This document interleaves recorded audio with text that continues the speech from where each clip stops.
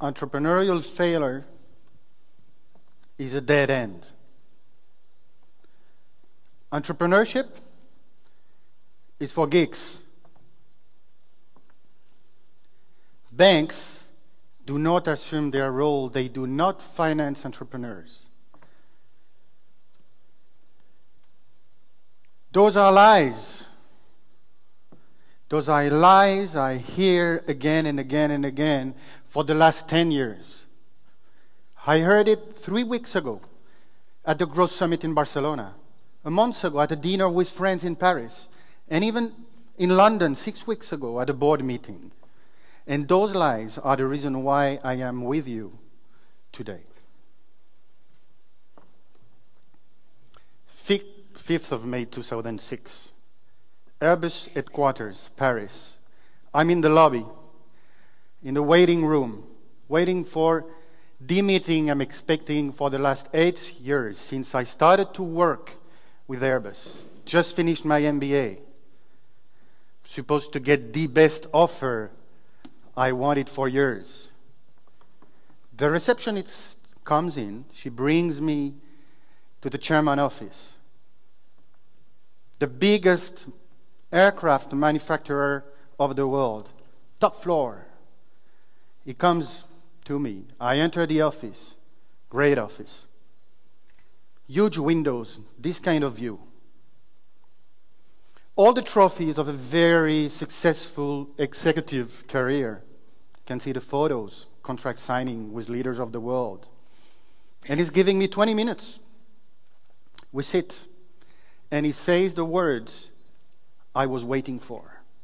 Mathieu, you're an asset for Airbus. We're so happy to have you with the company. We want you to still working with us for the next 20 years. You're going to get a great career with us. And I hear myself saying the words he's waiting for. I'm so grateful for this opportunity. I know the company. I fit with the culture. It's going to be great. But the more I hear his words, the more I hear myself saying those words, the more I can feel this huge ball in my stomach. I feel very uncomfortable.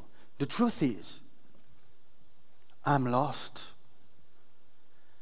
5 days later, back home, I looked at my wife and I told her, I quit. I'm not taking this offer. I'm not putting my life in hands of any chairman of any company. I need to take control. I need to take responsibility. I need to be an asset for myself, be an asset for my family. And this is what I did. With all my heart. I took the offer from EASE Business School to lead the Entrepreneurship Center. I started a company with friends that would disrupt the whole tourism industry. And I invested in 2 startups. 2 years later, the startup failed. They are not my friends anymore. I lost the money I invested in those 2 companies. They failed too. 26th of June 2008. Big family gathering. The whole family. The one you cannot miss. Every year, same place. Same date. The whole family is here. I can see my newly born daughter playing in the garden. My father talking with his sisters over there. And my cousins.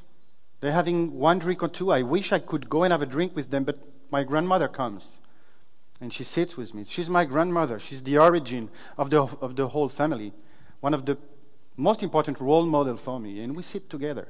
She asks me, how's life, Mathieu? How's life is treating you? And I say, okay, life is great. And I looked at her face. And her face, although I can see a forced smile, in her eyes, I can see she's disappointed. She's disappointed at me. And it hurts. Not only did I didn't take this very secured offer 2 years ago, but all what I've tried up to now failed. But then I thought, what kind of criteria is she using to evaluate if I am a failure or if I am successful? I mean, she's 82 years old. She's different from me. She lived a war. Her search for conformity, her fear of failure are different from mine. Again, what kind of criteria is she using to evaluate success or failure? And that reminds me those sentences, those lies that I commented at the beginning. Why are people repeating year after year the same lies that I can't stand anymore and that I want to, if you allow me, to kill once for all? First one is, banks do not assume their role. They do not give loans. They do not finance entrepreneurs. Well, they never did. Banks did not finance the great discoveries of the 15th century. Banks did not finance the Industrial Revolution in the 19th century. People did. Banks did not finance the dot-com revolution at the corner of the last century. People did. Banks are not financing today the startups that are changing our lives. People are. And this is our problem in Europe. This is not the banks. Problems in Europe is that we as a society, we don't support entrepreneurs. We don't invest in them.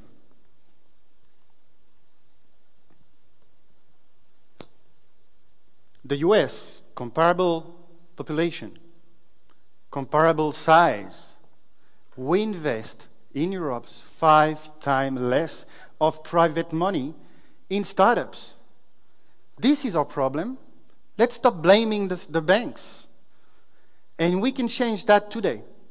With the new technologies and crowdfunding, today, we can put 5 or 10 euros to support a company. This will be a change. Second lie, entrepreneurship is for young male geeks that know how to code on a computer. Again, a huge lie.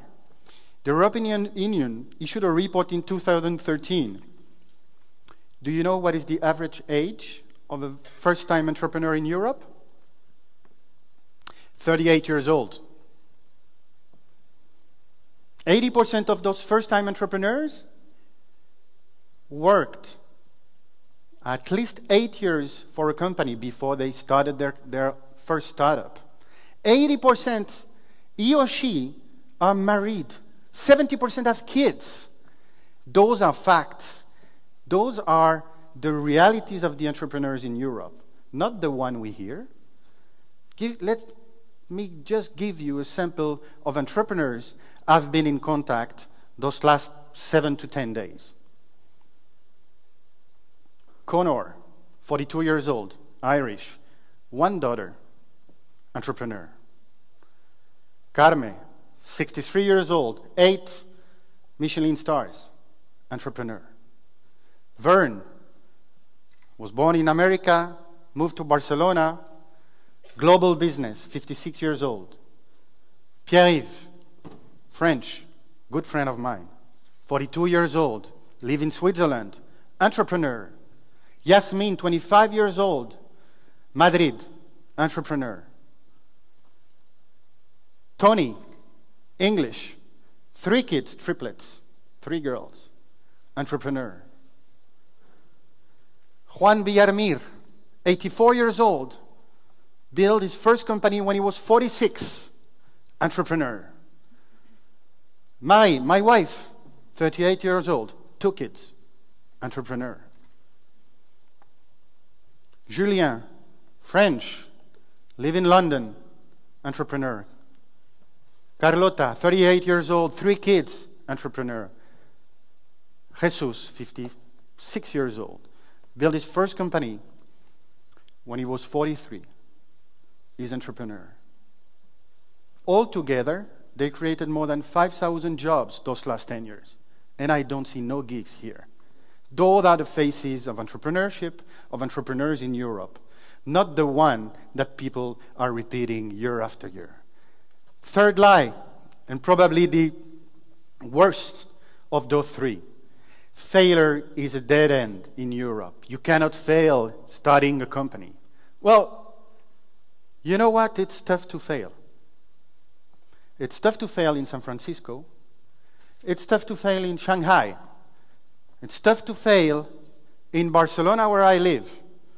And it's tough to fail here in Pamplona. But in the words of Churchill, success is not final. Failure is not fatal. It's the courage to continue that counts. Failing in building a company, in growing a new venture, is quite different from being a failure. At the end, the value of feedback, the value of an assessment, the value of the disappointment you can see in the eyes of somebody, lies in the knowledge of this person. Not how much you love her, not how much you love your grandmother, for example. And by the way, talking about grandmother,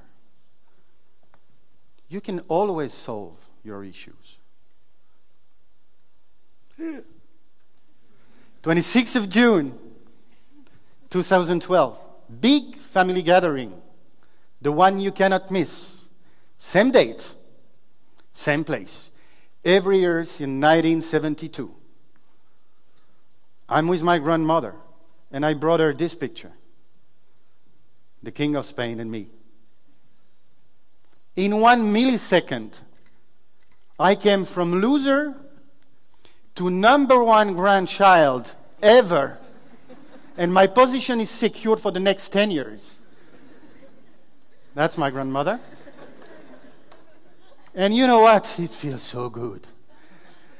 It feels so good to have your grandmother happy. But one thing, I was not a failure before the picture. And I'm not the essence of success after. But I'm following my journey with my own criteria.